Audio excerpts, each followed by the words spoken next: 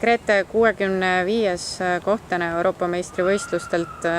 Eile ütlesid ise ka, et noor hobuneja ei oska nagu mitte millekski valmis olla, et tulemus ei olnud vist päris see, mida ootasid.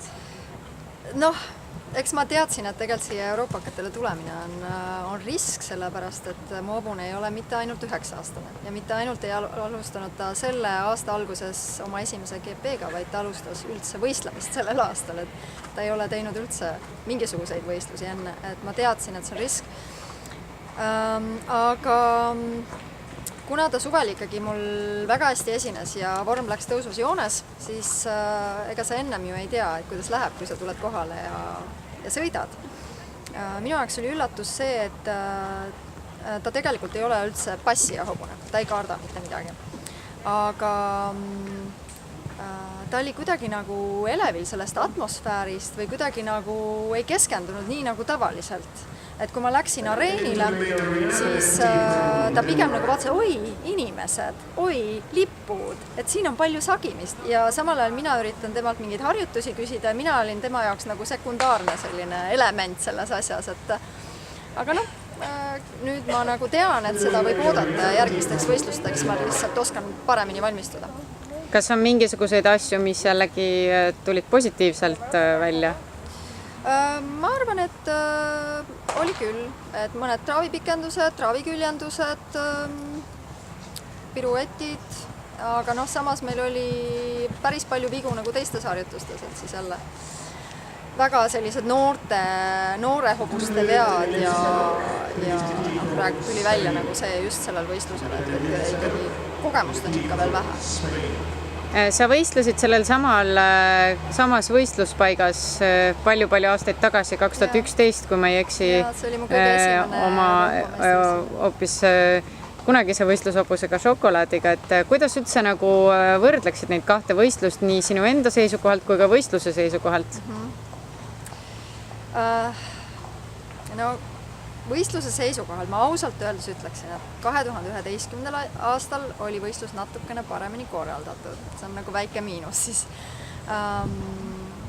Ma ütleksin, et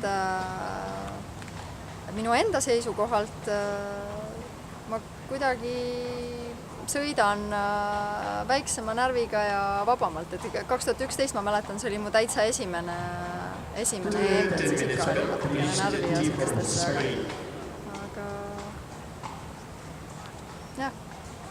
Mis sind nüüd ees ootab? Ees ootab mul puhkus Eestis. Ja mis sa sellelt hobuselt loodad või mis sellelt kombinatsioonilt veel võib tulevikus oodata? No ma võtan seda võistlust kui väga head kogemust. Et kindlasti siit saab väga palju õppida. Ma õpin oma hobust tundma suurvõistlusel, et me ei ole sellisel suurvõistlusel temaga ennem käinud, kus oleks selline atmosfäär. Et ma kindlasti kasutan seda kogemust ära ja oskan teda nüüd paremini ette valmistada ja tema järgmine võistlus saab ilmselt olema Ornagos septembri keskel. Arvad, et sa tegid midagi, mida oleks võinud hoopis teistmoodi teha või oled sa rahul sellega, kuidas sa ette valmistusid? Ma arvan, et see oli minu jaoks nagu ootamatu, et ta ei keskendunud nii hästi, et viimastel võistlustel on ta väga hästi keskendunud ja ta on pigem just olnud selline kuumapoolne ja tema trumbid on Piaffe ja Passage.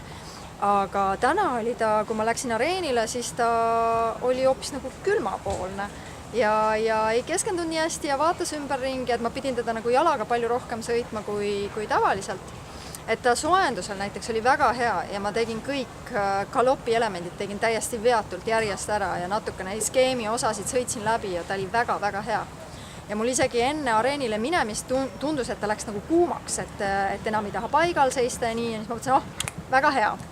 Aga kui ma areeni ümber läksin sõitma, siis kadus see kuidagi nagu ära tema elevusega, et ta vaatas nii vasakule kui paremale seal ja rahvast ja uudistas ja et